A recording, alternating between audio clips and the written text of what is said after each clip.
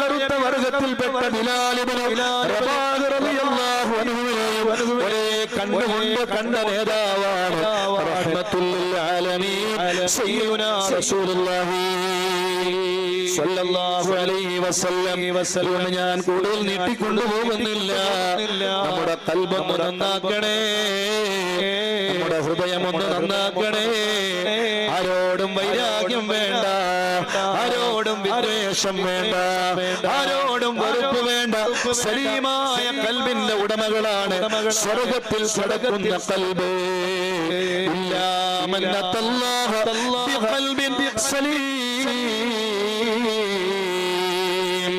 അല്ലാഹുവിന്റെ ഖുർആൻ പഠിപ്പിച്ചില്ലേ, സ്വർഗ്ഗത്തിൽ കിടക്കുന്ന ഖൽബ് സലീമായ ഖൽബാണ്. ഉമ്മ ചിന്തിക്കണേ, പെങ്ങളെ ചിന്തിക്കണേ. സലീമായ ഖൽബ് എന്ന് പറഞ്ഞാൽ ആരോടും